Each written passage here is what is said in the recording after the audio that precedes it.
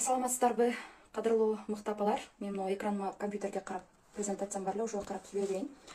Кадырлуу мыкты апалар, балаңыздын келечегине кайдыгер болбой, изденүү жолунда экениңизге кубанычтамын. Балдарыбыз мыкты болсо, бизге эле эмес, албетте коомубузга, өлкөбүзгө пайдалуу болот эмеспи? Кантип өспүрүм балага мотивация беребиз? Сабакка эмнеге кызыкпай калды? Эмне үчүн эч нерсеге кызыкпай жатат? Бир эле сабак эмес, таптагыр эч нерсеге кызыкпайт. Кантип өспүрүм балага мотивация беребиз? Сабакка эмне үчүн кызыкпай калды? Эмне үчүн сабак эле эмес, эч нерсеге кызыкпай жатат? Балага эмне болуп атат? Өткөл курагында кандай, мисалы үчүн проблемалар болбосо аларга эмне болуп атат? Кантип жардам бере алабыз? Ал эми заманбап билимдер балдарга эмне үчүн керек деген темаларда сүйлөшөбүз. Эми өспүрүм куракта балдардын көпчүлүгү сабагын таштап, окубай мүнөздөрү өзгөрүп калат, А биз баланын келечегинен ата-энелер оратор болобуз, эмне үчүн жакшы окубай жатат, эмне үчүн сабактын маанилүүлүгүн билбейт, окууга тапшырайын, ОРТ тапшырайын, же максат менен алектенейин, өсүп өнүгөйүн, же кандайдыр бир спорт менен алектенсе деген ата-энелердин баарында ошол көйгөй болсо керек, тырсыздануу болсо керек. Негизи өспүрүмдөрдүн аң сезиминин өсүү нормасы кандай болуш керек? Өспүрүм эгерде азыр мен бир критерийлерди берип кетем. Ошол критерийлерге жооп берсе бала, анда баланын аң сезим жактан өсүүсү норма деп эсептесек болот. Негизи бала 12 жаштан 20 жашка бул маалыматтар баардыгы психологдор тарабынан аныкталган, изилденген далилдердин негизинде мен эфирде даярдадым. 12 жаштан 20 жашка чейин бала мен киммин? Коомдогу ордум кандай? Ким болом деген суроого жооп издеп баштайт. Эгерде бала ушул мен киммин, коомдо учурда азыр ордум кандай, келечекте ким болом, эмне менен алектенем деген суроого жооп тапса, анда баланын аң сезиминин өсүү нормасы дейбизби, же тарбия дейбизби, кыскасы бала өткөл курактагы развитие өнүгүүсү норма деп эсептелинет. Эгерде бул суроого жооп таппаса, анда бул көйгөй. Дагы экинчи критерий, үй бүлөдө апасын, чоң ата, чоң эне иш ыкса, үй бүлөдөгү ролдорду, классташтары, достору, же болбосо башка жыныстагы адамдар, бул эркек же бул кыз деп ажырата билип, ошого жараша мамиле жасай алса, анда бул норма. Эгерде атасына да апасына да бул апам, бул атам деп ажыратып мамиле кыла албай атса, анда бул өсүүсүндө, баланын аң сезиминин өсүүсүндө көйгөй деп түшүнсөк болот экен. Кийинки критерий, дүйнөдө бала эмне менен алек болом, же болбосо келечекте мен эмне менен алек болом, мени эмнелер кызыктырат деген суроого жооп табыш керек. Ошондо баланын так максаты аныкталат. Эгерде бала бул суроого жооп таппаса, анда балада дагы эле ошол көйгөй болгон болот. Кийинкиси, баланын өспүрүм курактагы баланын ата-эне менен өтө тыгыз биргеликте байланыш болбосо, жакшы мындай сырдашып, же болбосо маселесин чече алып, өзүнүн жеке сырларын, көйгөйлөрүн бөлүшө албаса, балким бөлүшсө да, сөзсүз түрдө ушул өспүрүм куракта кандайдыр бир үчүнчү адам жашоосундагы авторитет катары бирөө болот да. Эгерде бала көпчүлүк учурда ата-энеси менен, көпчүлүк эле балдар, биздин менталитетте көпчүлүк балдар ата-энесине жарылып, сырын айта албайт, жарылып сүйлөшө албайт, көп көйгөйлөрүн айта албайт. Бирок кандайдыр бир анын жашоосунда авторитет адам бар. Ал адамды өспүрүм сөзсүз түрдө сыйлайт, аны туурайт, анын баардык иш аракеттерин ал үчүн мындай үлгү болот да. Мен ошол нерсени билгенден кийин өзүм өспүрүм курагымды эстеп көрдүм. Көрсөм мен тай эжемди укмуш, мындай идеал тутуп турмун. Анын ар бир баскан аракеттерин, сүйлөгөн сөздөрүнө маани берип турмун. Косметикалык кыз бала болгондуктан каражаттарына көңүл буруп турмун, ар бир нерсесин туурап турмун. Азыр ойлоп көрсөм, жада калса анын минус жактарына деле туурай берип турмун да. Ошондуктан балабызга байкоо салып, өспүрүм куракта балага үчүнчү адам ал үчүн ким? Ошону көзөмөлдөшүбүз керек экен. Эгерде ал үчүнчү адам, балким көбүнчө эркек балдарда тайкеси, же болбосо байкеси, кыз балдарда тай эже уш сыяктуу болот. Же болбосо тренери, кайсы бир спорт жааттоолу же башка жааттоолу, же болбосо мугалимдер менен балким бала үчүн мындай жакын мамиледе болгон. Бул өтө сырдаш, өтө мындай ички көйгөйлөрүн айта алган кишиси да. Эгерде ушул адамын биз аныктап биле алсак, бул тарбия үчүн сонун мүмкүнчүлүк болот экен да. Ал адам менен биз балким белек беребизби, же болбосо балким сүйлөшө алабызбы, эгер балким тренерлер, мугалимдер болсо, балким кичине мындай эч кыса ошентип сүйлөшө алабызбы? Балабызга мындай туура тарбия берүүсүн же болбосо өзүбүз каалаган нерселерди ага сунуштап, балам ушул жаатта же болбосо ушул темада айтып берсең, сүйлөшүп берсең деген көйгөйлөрүбүздү айтсак болот экен. Эгерде бала өзүнө авторитет катары туурай турган, үлгү ала турган кишисин таппаса, ал эң коркунучтуусу мындай көчөдөгү дебизби, же болбосо терс адаттагы авторитет адамды өзүнө үлгү кылып алышы мүмкүн дешет. Ошонун жашоосун туураашы мүмкүн дейт, баягы көчөдөгү терс адаттуу кишилерди адамды таап алышы мүмкүн дейт. Дагы кийинки критерий, бала 15 жашка чейин максатын, кызыгуусун таппаса, анда бул көйгөй экен. 15 жашка чейин бала так өзүнүн эмнеге кызыга тургандыгын, эмне максаты бар экендигин анык чече алуусу зарыл дейт. Эгерде бала ушул маселенин суроонун жообун таба албаса, анда жардам беришибиз керек, сүйлөшүшүбүз керек. Ушундай тарбия жаатында баягы терс көчөгөдөгү баягы мындай эмне деп коет, жакшы эмес жүрүм турумдагы адамдарды туурап кетчү болсо, ошону авторитет кылып кетчү болсо, анда албетте чара көрүп, андай эле психологдордун жардамы менен кеңешебизби, же мектептеги соц педагогдор менен кеңешебизби, эртерээк мүмкүн болушунча алдын алууга аракет кылышыбыз керек экен. Балдар психологдордун айтуусу боюнча, баланы 18 жашка чейин тарбиялап калууга мүмкүнчүлүгүбүз бар дейт. 18 жаштан кийин балага ата-эне катары авторитетибиз, же болбосо тилибиз, тарбиябыз өтпөй калат дейт. Бала андан ары өзүнө түшүнүп келип, өзүн өзү тарбиялабаса, ата-эне 18 жаштан кийин тарбия жаатта кеч калат деп айтышат. Бирок ушу так дал ошол өспүрүм куракта буга чейинки туура эмес тарбиябызды бербеген мээримдерибизди ордуна келтирип алууга сонун мүмкүнчүлүк деп айтышат. Дагы кийинки темача баланын мотивациясы эмне үчүн түшөт деген темада сүйлөйбүз. Баланын мотивациясы эмне үчүн түшөт? Биз чоң кишилер конкреттүү түрдө максат, план коюп, бул иштен эмне результат аларыбызды билебиз, бизге кайсы иш жагарын билебиз, эмне үчүн иштеп атканыбызды билебиз. Эч кылса бизге кайсыл жумуш же болбосо кайсыл иш жагарын билебиз дагы, ага карай биз өзүбүздүн аракетибизди жасайбыз. Ал эми балдар бул нерсени көпчүлүк мындай негизи өспүрүм куракта билип калыш керек, бирок көпчүлүк балдар максат эмне, результат эмне ага кайсы жумуш, кайсы хобби, кайсы аракет ага ырахат бере тургандыгын билишпейт. Бала эмне үчүн сабакка же болбосо кандайдыр бир нерсеге, эч кандай бир хоббисине, максатка карай мотивациясы түшүп калуусунун себептери, балким бала буга чейин мектепте жакшынакай окуп атат, жакшынакай окуп келди, анан эле баланын мотивациясы эмне үчүн түшөт? Балдар эмне үчүн аракет кылышпайт? Биз ата-энелер каалайбыз. Ушул өспүрүм курак чоңоюп баратат, мектепти жакын арада аяктайт, жакшы окуса университетте, жакшы окуп ОРТ тапшырса, окууга тапшырса, же болбосо кандайдыр бир иш аракет менен ареттенсе деп ата-энелер каалайбыз, бирок балдар буга чейин жакшынакай болуп келе жатып эле ушул өспүрүм куракта эмне үчүн мотивациясы жок болуп кетти деген суроо жаралат. Көрсө, өспүрүм куракта баалуулуктар алмашат. Баалуулуктар деген түшүнөбүз да. Мисалы, буга чейин 1-класстан 3-класска чейин бала ата-энеси үчүн окуйт экен, мисалы үчүн. Анткени баарыбыз көпчүлүк эле ата-энелер балдарын кичинекей мезгилинде аябай сабак окуусуна, билимине мындай кызыктуу, активдүү мамиле жасашат. Ошондуктан ата-энеси үчүн окушат. Андан кийин 4-класстан 6-класска чейин бала эгер сабакка активдүү, мыкты окуп жүргөн болсо, 6-класска чейин 4төн баштап ал аң сезимди түшүнө баштайт дагы, ага дүйнөдөгү жаңы ачылыштар, дүйнөнү изилдеп, үйрөнгүсү келип окуп баштайт экен. Мен эмне буну билгим келип атат депчи.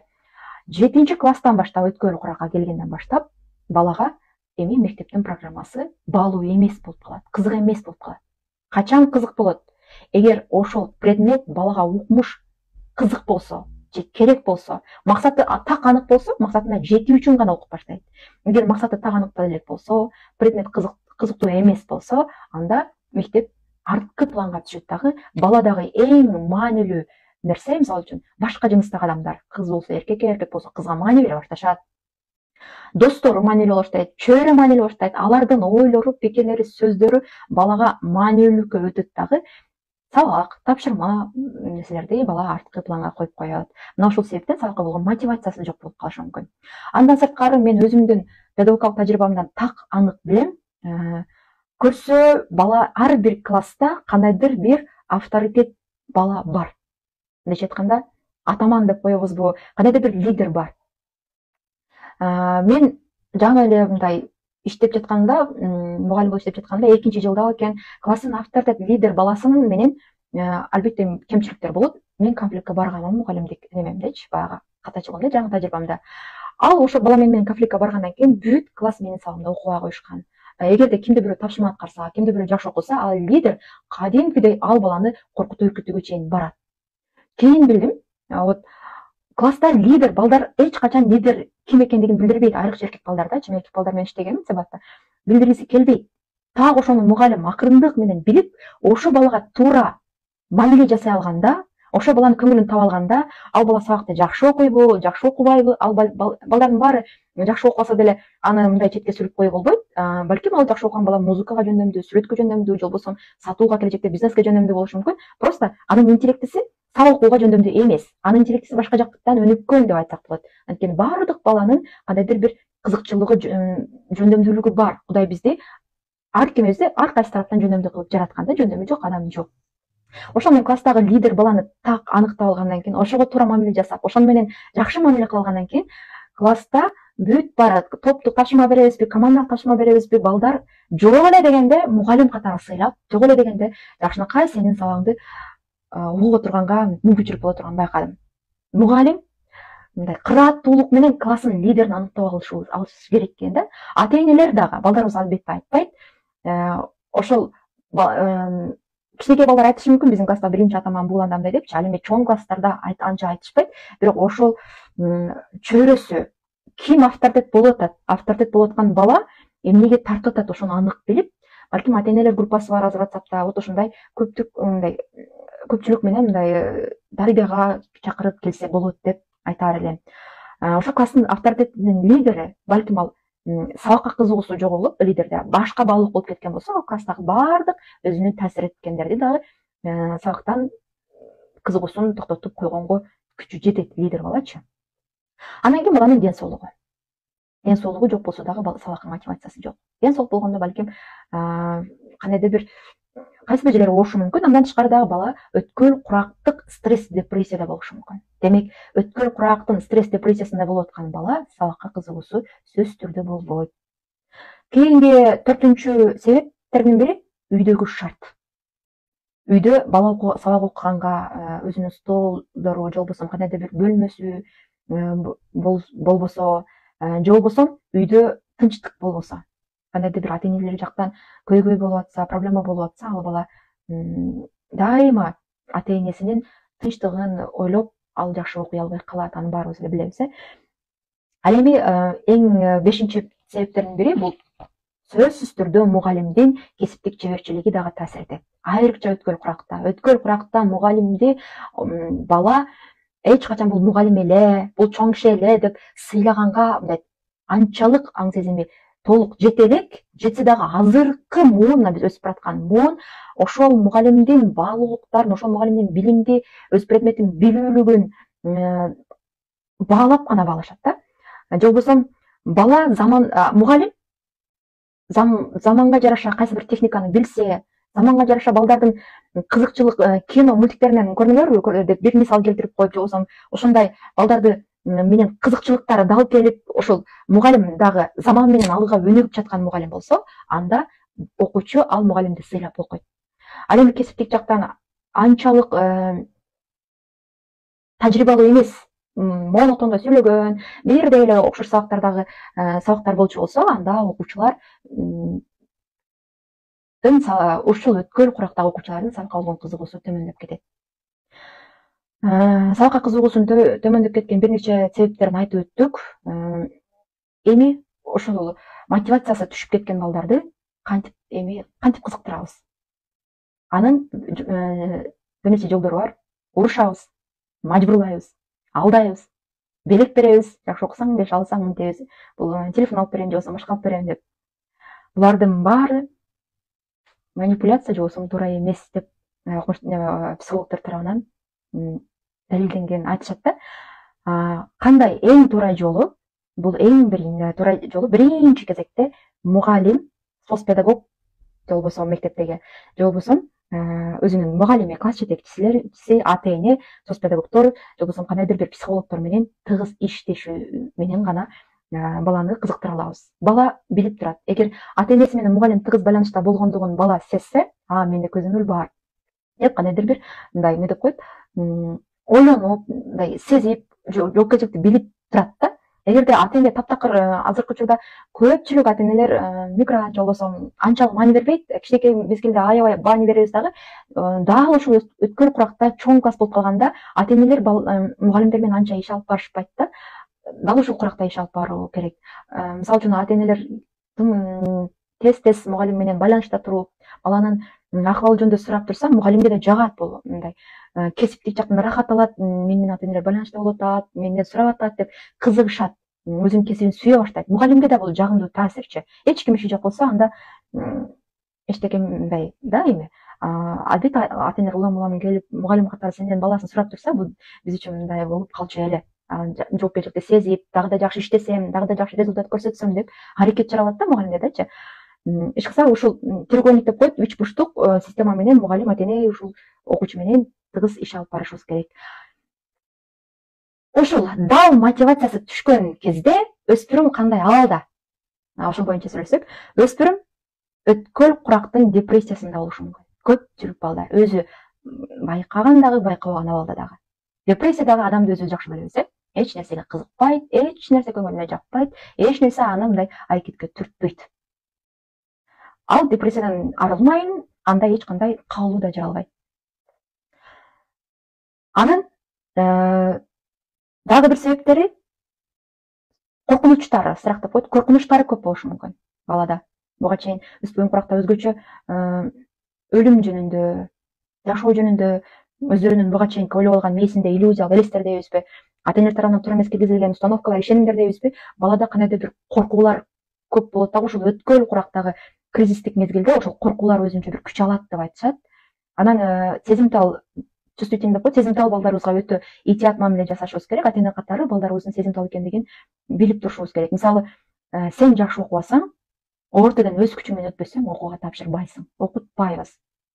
Сен жакшы окубасаң, биз сени сага телефон алып бербейбиз, же болбосо окууга тапшырбайсың, мынтип жашап каласың деген коркутуулар балага өтө чоң страх, коркунучту жаратып, жада калса бунун акыбети ошол ортодон коркутса, балким орто жакындаганда бала стресске түшүп калат дагы, шок абалда болуп, эмне деп коет эле, мандараж дейбизби, орто учурунда бала бүт нерсесин унутуп калган кездер болот. Бизде сабактан неме арчелик сайын бычты тесттер деп коет элек. Ошол кээ бир ата энелер баласын ошол бычты тесттен жакшы баа албасаң, анда мындай болосуң деп коркутуунун натыйжасында балдар эже мен билип турат элем, бирок баардык сурооду унутуп калдым, мында мандараж болуп калдым деп айткандары бар да. Демек, балдарыбыз сезимтал болсо, андай шарттарды коюубуз туура эмес да. Жөн эле бул эч нерсе эмес. Мындай мен коркутам, экзамен деген сөздөрдү балким балдарыбыз айтып калса, бул жөн эле өмүрүң, тагдырыңды чечпейт, жөн эле мындай эле иш кылса болушчу аракет кыласың, аракет кыла бер, жемишин өзүрүң Кудай берет деген сыяктуу сөздөр менен баланы мындай тынчтандырууга аракет жасашыбыз керек да. Анан мындай болсо мынтесиң деп айтканыбыз балага коркунучту жаратып коюп алат. Өспүрүм куракта өзү жөнүндө ойлору өтө көп болот. Өзүнүн ар бир баланын, ар бир адамдын өзүнүн проблемасы биз үчүн кичинекей болгону менен өзү үчүн чоң. Бул куракта мурда жөн эле бала болуп жүрө берсе, ойлор жарала баштайт конкреттүү. Мен киммин, өзүнүн чөйрөсүндө ордум кандай, авторитетим кандай, кадырым кандай деген ойлор менен аябай алып урушат, аябай ойлонушат, ой басат. Ой менен жүрүп калган балада да мотивация болбойт. Демек, балабыз депрессияда болсо, өткөл курактын өзү жөнүндө ойлору көп болуп атса, бала жаман эмес. Баланы түшүнүп кабыл алышыбыз керек. Андай эмне кылабыз? Ар бир баланын ошол жүрөгүн өйгөн, больной проблема деп коет, жүрөгүн өйгөн көйгөйүн таап алып салышыбыз керек. Ошондо бала жеңилдейт, же болбосо кызыгуу жаралат деп айтылат да. Аны үчүн эмне кылабыз? Өтө чын жүрөктөн бала менен баарлашабыз. Чын жүрөктөн сүйлөшөбүз. Аны эмне ойлондуруп атат, аны эмне тынчсыздандырып атат, эмне көйгөйү бар, буларды баладан өзүндөй сурап алышыбыз керек, кантип сүйлөшүү жөнүндө азыраак дагы берем.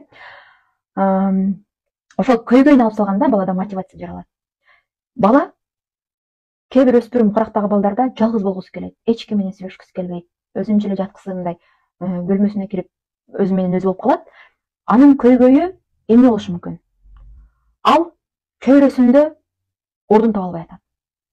Булар өзүн мындай чоң адам катары түшүнө баштайт да, балдар өспүрүм курактачы чоң киши катары өзүн эсептей баштайт. Ордун таба албай атат. Бул бала үчүн аябай чоң проблема, чоң көйгөй. Бала балким класста лидерликти талашып атат, лидер боло албай атат. Бул да бала үчүн лидерликти талашуу, эркек балдарда, кыз балдарда да аябай маанилүү өздөрүнүн жашоосунда. Балким бала классында шылдыңга калды, уят болуп калды же дайыма аны шылдыңдашат кайсы бир кемчилигине.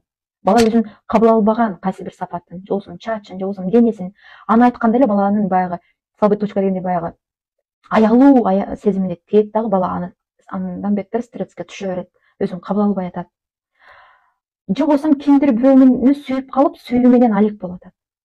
Же мектепте проблемасы бар. Мугалим менен келишпей атат, же болбосо мектептин чөйрөсүндө башка чөйрөдөгүлөр менен келишпей атат. Буга азыркы бул маселе чечилип калды, бир аз мурдаракта баягы салык салма деген проблема болчу эле. Ушундай проблемасы бар баланын жүрөгүндө аябай чоң көйгөйү бар деп айтылат. Бул бир нече түрлөрү бар, анын эң орчундуу себептери жанагылар.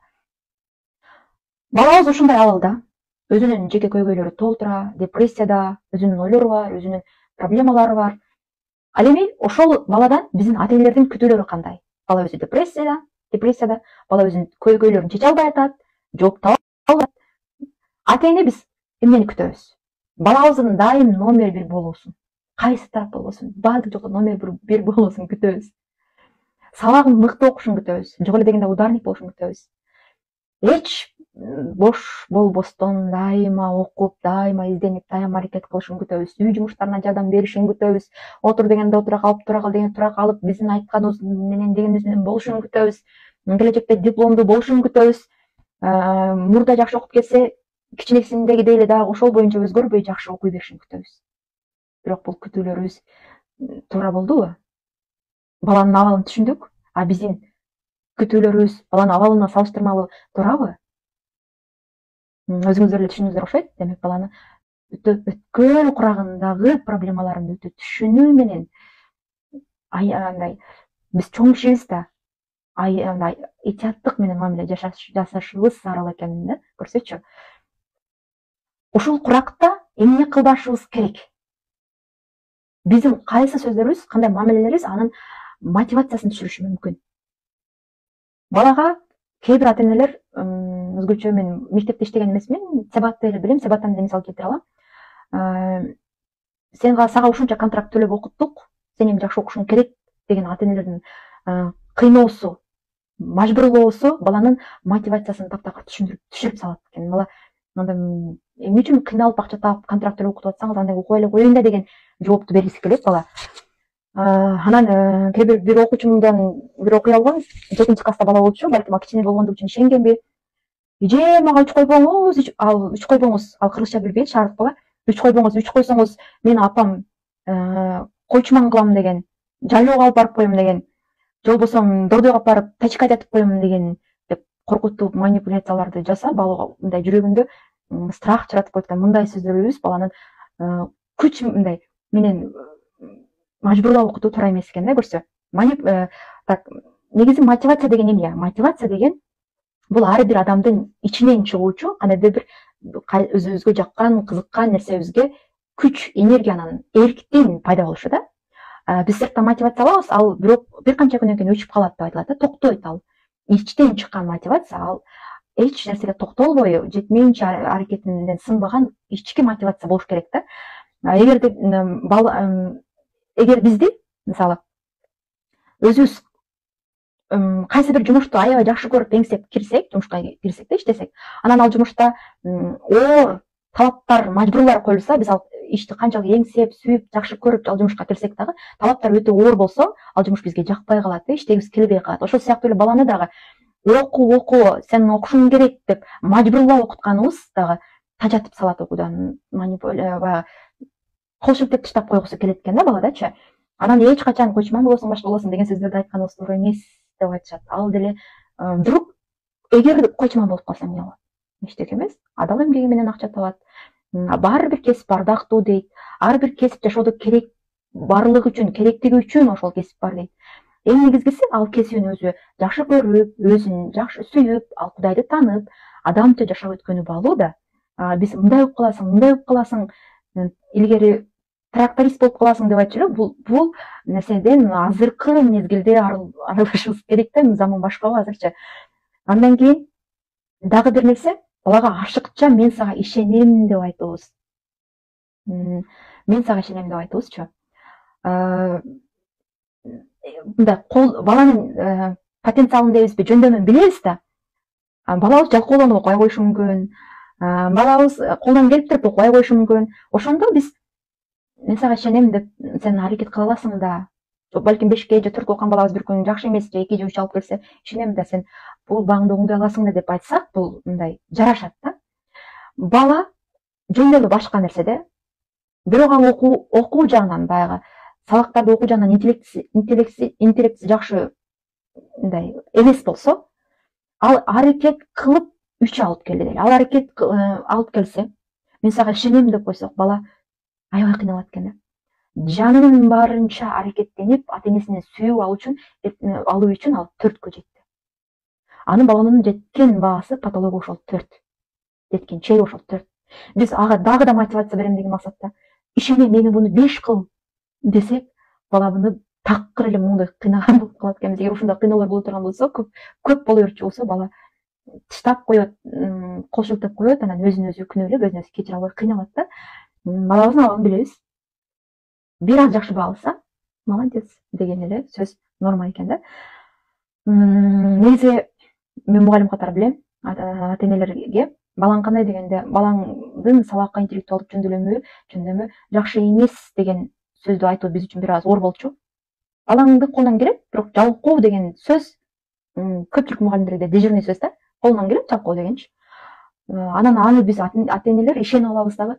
Сен колуңдан келет, жалкоолонбо деп, баягы сабак жагынан, балки математика жагынан алсыз балабызды кыйнай бергенибиз дурус эмес экен, жакшы эмес. Анан дагы бир айта кетүүчү нерсе, өспүрүм куракта буларда чоң киши сыяктуу өтө намысы күчтүү болот. Бул мындай мурда бала кезде көпчүлүктүн алдында, балким мындай туугандардын алдында, кошуналардын алдында деле урушуп койчу болсок, бала көтөрө берет. Ал билбейт, жооп кайтаруунда башканы билбейт, кабыл ала берет. Өспүрүм куракта аны көпчүлүктүн алдында урушуу же сындыруу уяткарууну көтөрө албайт. Ошол эле замат бизге жоон берет, конфликт андан ары күчөйт, бербесе да сиз менен мамилени алыстатып коет. Өзүбүз деле мисалы чоң эле кишибиз, кошуналарыбыз же болбосо бир күйөөбүз, жолдошубуз, көпчүлүгү мындай чоң эле болуп калсак, же болбосо апабыз же көпчүлүктүн алдында уяткарса, биз көтөрө албайбыз. Бала кезде көтөрүшүбүз мүмкүн. Ошондой эле чоң кишилер өспүрүм куракта өтө этият болуп, чоң кишидей сүйлөшүү. Негизи психологдордун айтуусу боюнча, өспүрүм балага урушуу менен, тилдөө менен эч кандай маселе чечилбейт. Эч кандай маселе чечилбейт урушуу менен, тилдөө менен, авторитардык принципке туруп, сен бала мындай кыл, баардыгына тыюу салат. Жөн гана анын деңгээлин түшүнүп, аны менен чайлашып, келип көзсүрүшөбүз деп 5 мүнөт, 10 мүнөт маанайың кандай, абалың кандай, эмне сени ойлондуруп атат деп өзүбүздүн абалыбызды, өзүбүздүн ошол курактагы, өткөн курактагы кечке эле жакшы сөздөрүбүздү айта бербей, туура эмес ойлонгондорубузду, туура эмес иш аракеттерди жасагандарыбызды айтып берип, сүйлөшсөк, баарлашсак, балага чын жүрөктөн ачылсак гана жакын болот экен да. Мен билем, балама бир Мани деген бир китепти билсеңиздер керек. Бул акча жөнүндө, балага эрте бизнес баштоо жөнүндө китеп болчу да. Ошол китепти окусаң десем, окугум келбей атат азыр, андай бизнес кылып карасаң, кичинекей балдар уже бизнес баштааны үйрөнсө болот экен, башташ керек экен. Окусаң ушундан бизнести үйрөнөсүң, акчанын үчүн үйрөнөсүң деп айтсам, апа, бизнести баштайт экен кичинекей балдар дейсиз. Анда эмнеге сиздин бизнесиңиз жок дейт да магачы. Мен аябай уялдым. Ушундай булар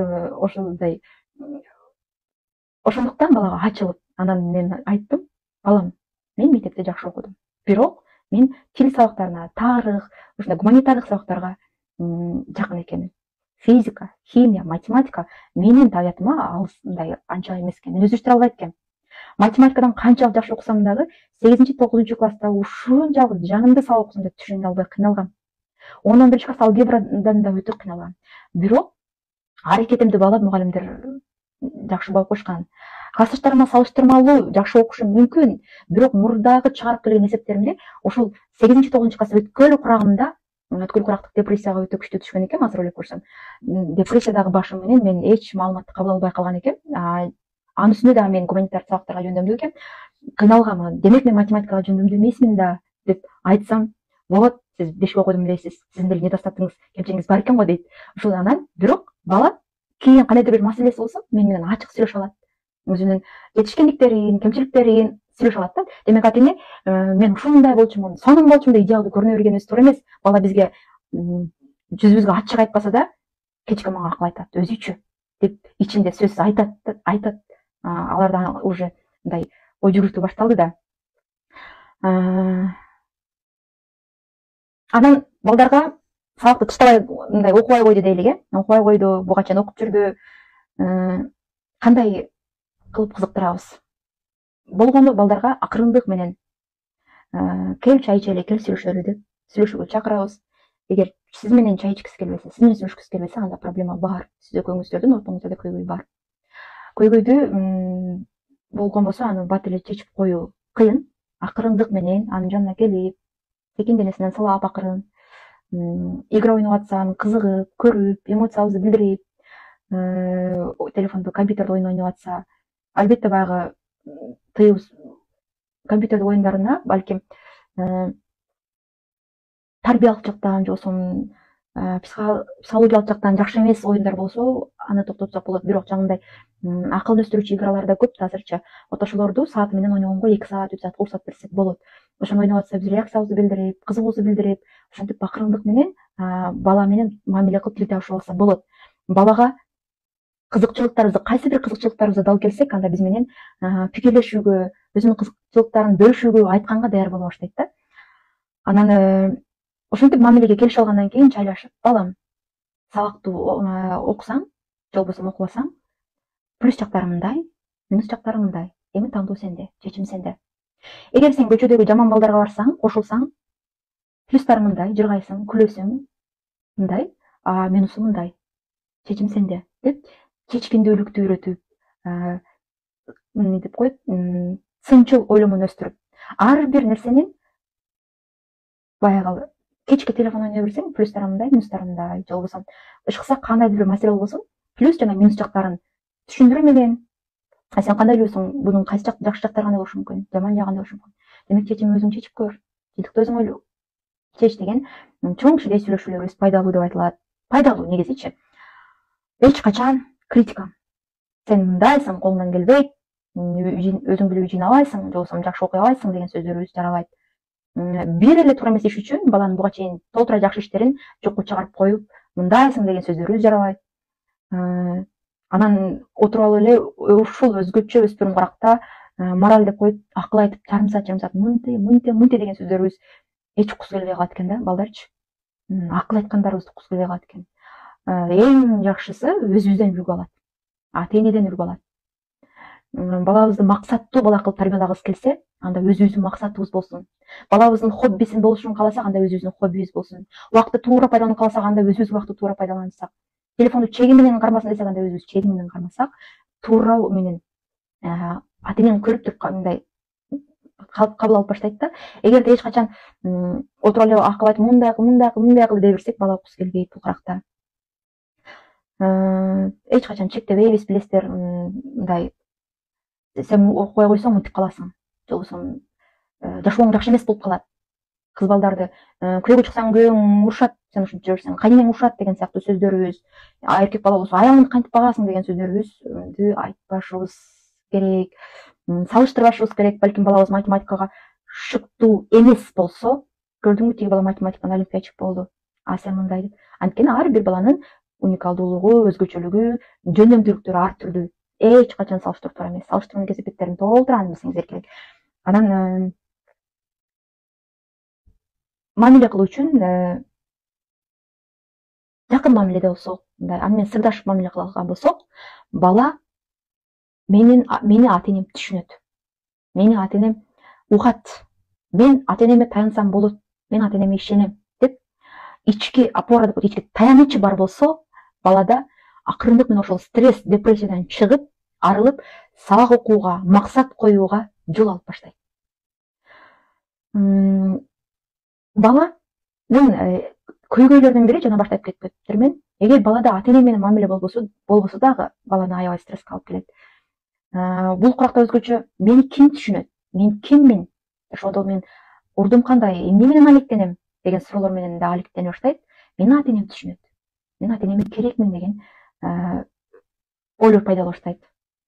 Бунда балада мотивация пайда болот.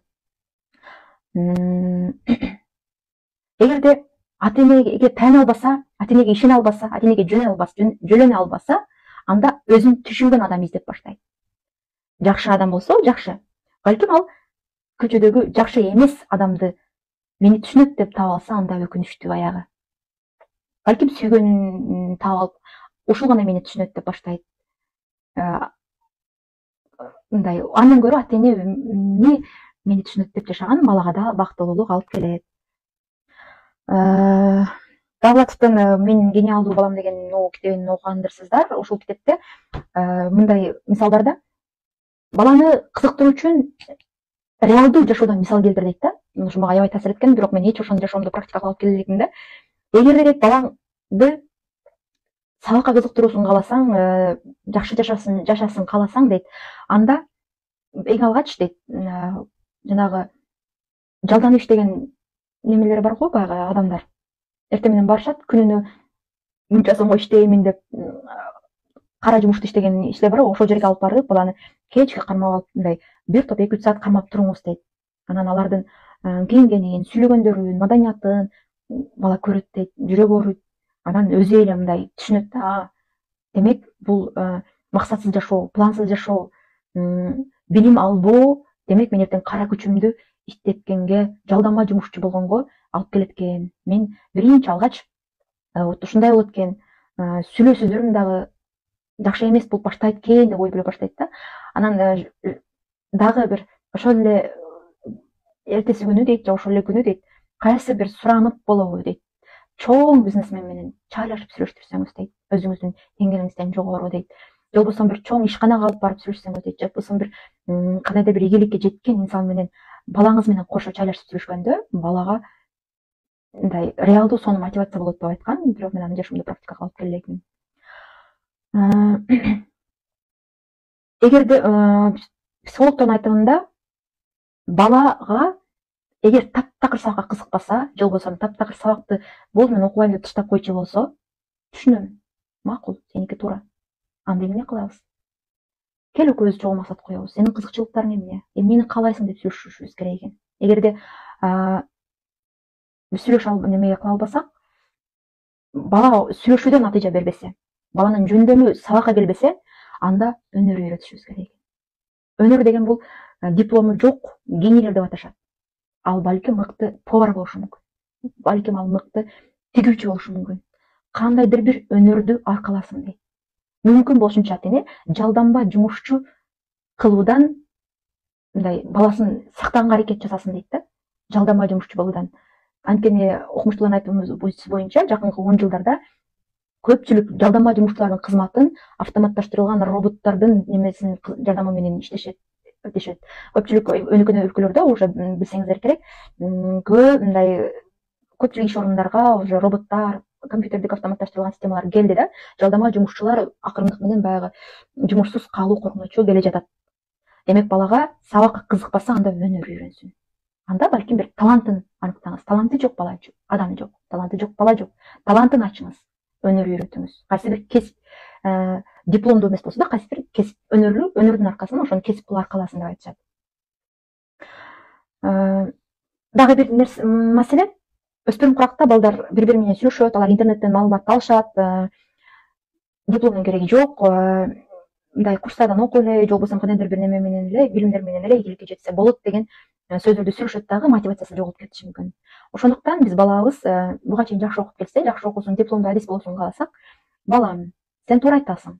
Бирок буга жакынкы күндөрдө дипломдун актуалдуулугу, маанилүүлүгү кете элек азырынча. Баардыгы эле. Жок дегенде баягы делегалочка жумушка кирүүгө, карьераңды баштоого, жеке бизнесиңди баштоого дагы диплом керек деп түшүнүшүбүз керек экен да, дипломдун маанилүүлүгүнчү. Анткени алар чөйрөсүндө сырттан угуп алат, бизнесте дипломдун кереги жок деши мүмкүн, же болбосо кайсы бир кызматта дипломдун кереги жок деп да, андай маалыматтарды уккан балада мотивациясы токтоп, мындай мотивациясы жок калышы мүмкүн дейт. Баланы сага кызыкпай баштаса, ар түрдүү баланын дүйнөнү таануусунун плюс минус жактары бар дейт. Жок, мындай вертикал, горизонтал жактары, тик жана анчандай деп айтышат. Эгерде баланын тигөнүгүсү бул мектептердеги билимдер аркылуу бала дүйнөнү тааныйт. Ар бир предмет аркылуу дүйнөнү таанып баштайт. Ал эми горизонталдык өзүнүн таануусу кружоктор. Биз футболго беребиз, тыштап салат, бокска беребиз, тыштап салат, кайсы бир комузга беребиз, тыштап салат. Анан сен дайыма курска бара бересиң, тыштап саласың, эч нерседен айынан чыкпайсың деп урушканыбыз туура эмес. Бала, чоң киши өзүн табуубуз канча кыйын, бала ар кандай кружокторго барып өзүн таап. Демек, баланы ата-эне катары милдетибиз чектебей ар кандай кружокторго берүүбүз зарыл. Ошол кружоктор аркылуу бала өзүнүн күчтүү жагын аныктайт, кружоктор аркылуу өзүнүн кызыкчылыгын аныктайт, хоббисин аныктайт, эмне ырахат берерин табат. Бала мен футболго кызыгам деп башында барып алат, а чындыгында ошол кружокко барып көргөндөн кийин 2 айдан кийин, 3 айдан кийин, балким 1 айдан кийин ал футбол аныкы эмес экендигин билет, практика жүзүндө көрөт. Чоң киши болуп, ар жумушка ал кишинин башын жасап, бул ишти жасап, меники эмес экен деп чоң жашоодо ката кетиргенден көрө, бала кезде кружоктор аркылуу өзүн таап алгандыгы, бала кезде өзүнүкү эмес экендигин билип алгандыгы бул маанилүү деп айтылат да. Балабыздын күчтүү жактарын аныктаганга, эмне сага ырахат берет деп аныктаганга, ошол күчтүү жактарын тапканга аракет жасап, максатын таап алганыбыз абдан маанилүү экен. Максатын таап алгандан кийин, балам, билем, сенин предметтериң, сабактарың аябай оор, көп, ушунча сабакты өздөштүрүү сага кыйын. Бала аябай көп сабакты окуганда да тажап кетет, чарчайт, кыйналат, окугусу келбей калат да. Сен ким болгуң келет? Доктор, мисалы, доктор. Анда сага биология, химия, ошол тил сабактарын оку. Калган сабактар таптакыр окубай койбо, анткени экзаменде кичине бирдемкени билишиң керек. Ушул сабактарга басым жасап көбүрөөк оку деп, балага ошентип мотивация берип, кел ошол деп максатты биргеликте коюп, баланын нагрузкасын дейбиз, баягы кыйынчылыгын жеңилткенге ата-эне катары жардам беришибиз керек экен. Анан балада буну окуйм, бул сабакты, мисалы үчүн мага химия, физикалардын жашоомдо кереги жок да. Ар бир эле предметти билишим зарыл эмес. Мен окушум керек деле химия, физика бүт баарын эле менин 4 коюп койсо, капы болуп 3 коюп койсо ыйлап жүргөн күндөрүм эле болгон да, вот ошондой. Андан көрө ушул предметтерди жакшы оку, калгандарынан экзаменден 2 албастык үчүн, анткени сага диплом керек да. Анткени сага окууга өткөн аттестат керек да деп эле түшүндүрүп койгонубуз маанилүү деп айтышат. Балабыздын 3 алуусу бул норма. Бул дагы баланын эмгеги. Анан эгерде бала жакшы окуп баратып эле 2 алып баштаса, 2 көбөйүп баштаса, анда проблема. Анда психолог менен кеңешебиз. Анда мугалим менен сүйлөшөбүз. Анда проблема. Балабыз 3 окуса бул норма. Демек, ошончолук болсо да бала бирдемкени билет. Бул норма. Аны көйгөй катары кабыл алуунун кереги жок. 3 окуган балабызга эмне кылабыз? Баланы изилдей башташыбыз керек.